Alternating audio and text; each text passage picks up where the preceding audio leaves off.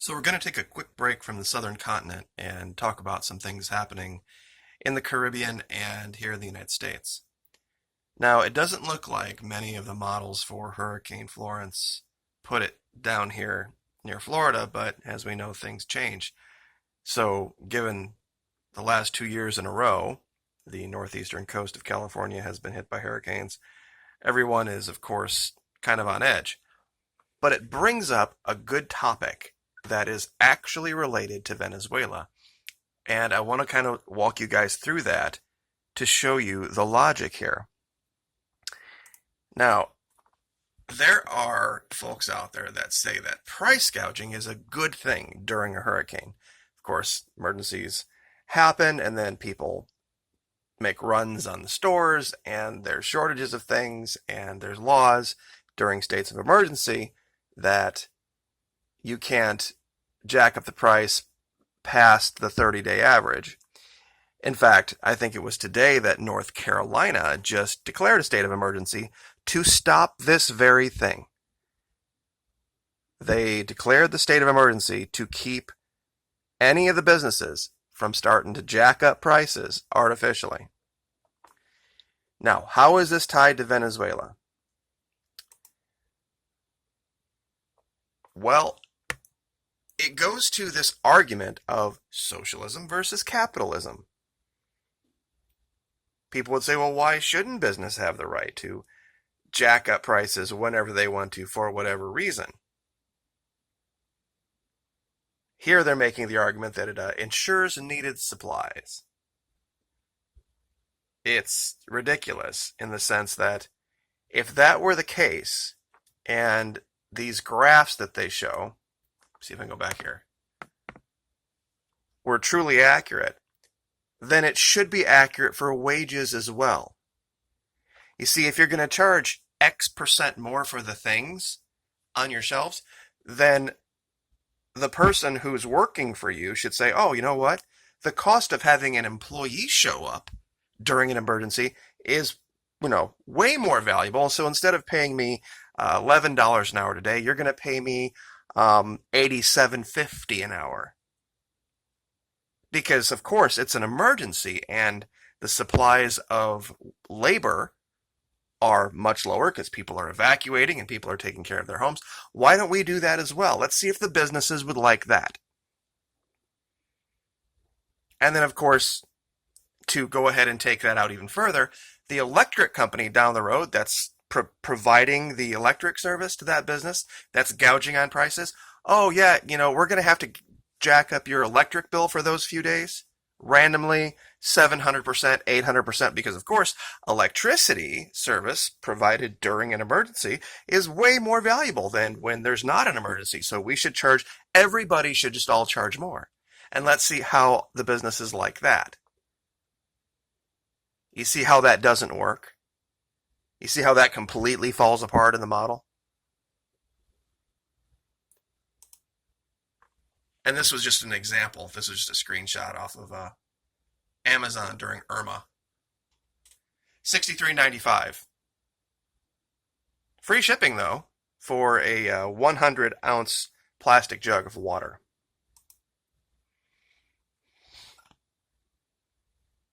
And this was, of course, this is a comical representation of the exact same thing. That it would only apply, the idea of jacking up the prices to maintain supply, if that applied to the price of everything else that the business was using to run. The cost of the air conditioning, the cost of the employees, even the cost of the daily cost of insurance.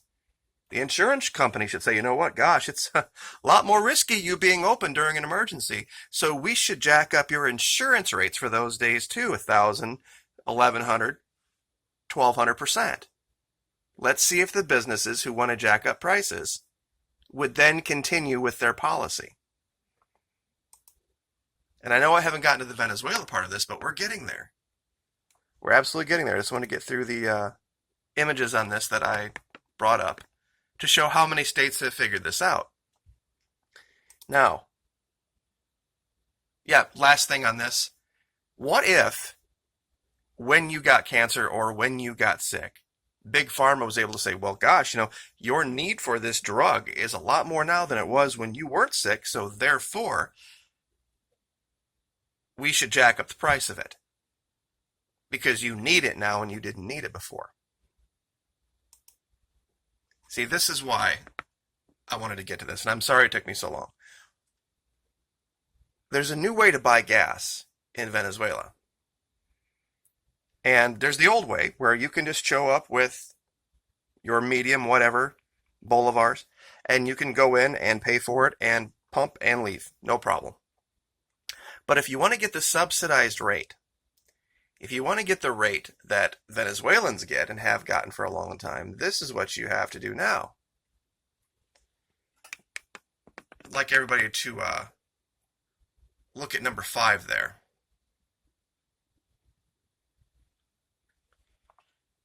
You put your card in, and then you put your right thumb on the reader. Because now they're going to know who is buying gas. And this, like I said, this isn't for everyone. It's not required. It's only required to get the subsidized rate that's offered to Venezuelans. Because the big problem they were having in Venezuela was this. Colombian mafias and paramilitaries were coming across the border, purchasing Venezuelan fuel. You see, before you didn't have to go through all that mess with the card and the thumb reader and all that, at the subsidized rate, and then bringing it into Colombia, and then jacking the price up and selling it for profit. In fact, there's been reports that a lot of drug dealers have gotten out of the business of dealing drugs and just doing that because of the money that's involved in it. 70% was Colombia, 30% was Brazil. And all that's going to go away now. You mark my words, I'm calling it right now. There is going to be a massive shock in Colombia. Financial shock coming very soon. Because all of these areas over here in the northeastern part of Colombia that were used to all that basically free fuel, all that money, all that revenue, they're not going to stand for it. What's going to happen is this. There's going to be, because the Colombian military was involved in it as well.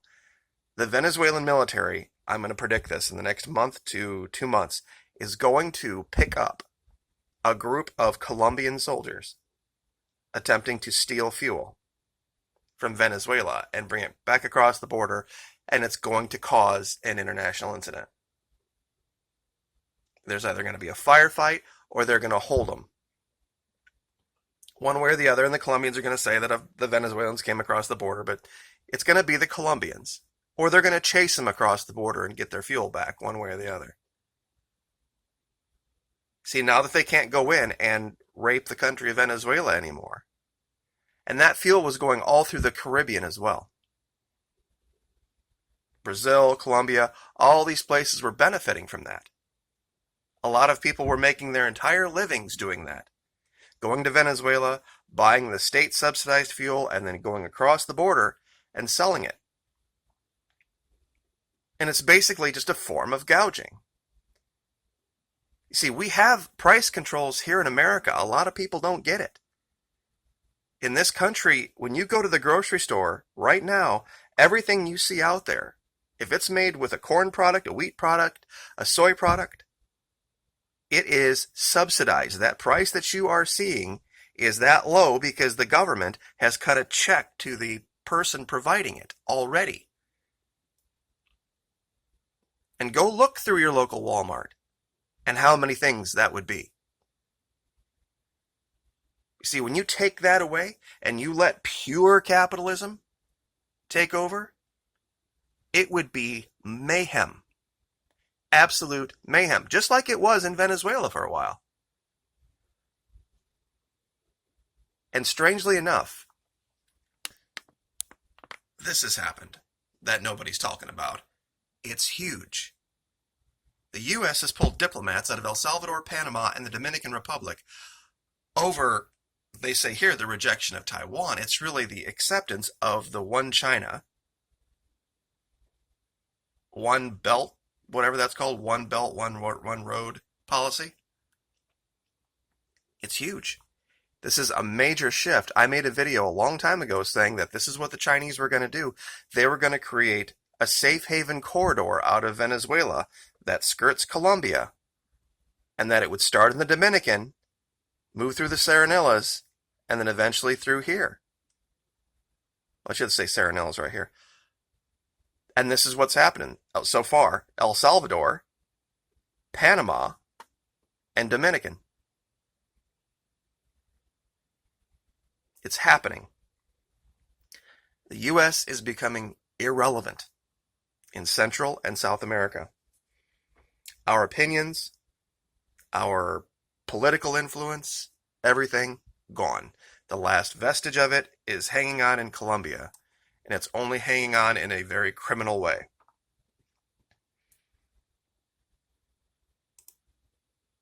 And the countries that have decided to side with the big U.S. globalists are getting hammered.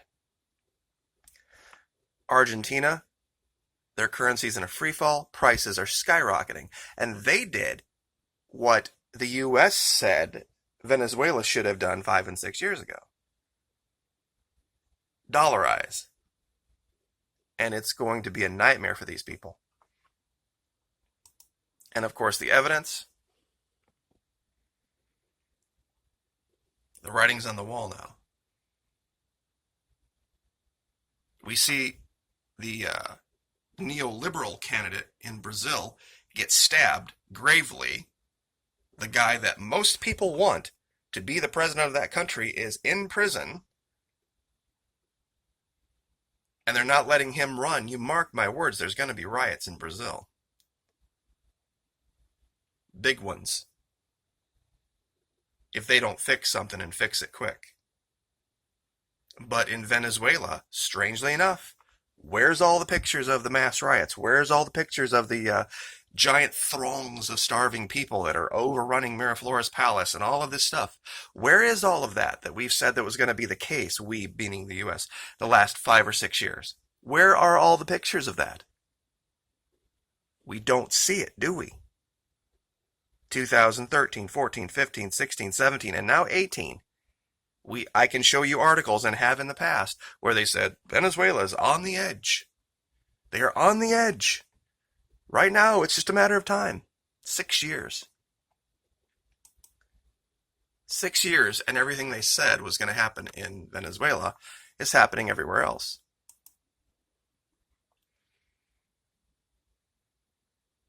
See, people in this country have thought for a long time, we should have IDs for voting. We should make sure that everyone who's voting is a citizen. And, they should be able to, or should have to, I should say, provide an ID. Provide a state-issued, some kind of verifiable ID to vote. Why not buy gas? Why not buy groceries? Why not? Should we allow just any old person to amble into any old Walmart and buy anything they want? What a great way to stop illegal immigration. Think about that. Boy, wouldn't that be great? What a great way to get rid of all the illegals. If every time you walked into Walmart, you had to put out an ID. Wasn't it the president that said something about that like a month or two ago? Some kind of a state-issued ID just to buy things? Makes you think, don't it? Anyway, we'll leave it there. But major happenings here in Central and South America, and of course, the mainstream media is completely quiet about it.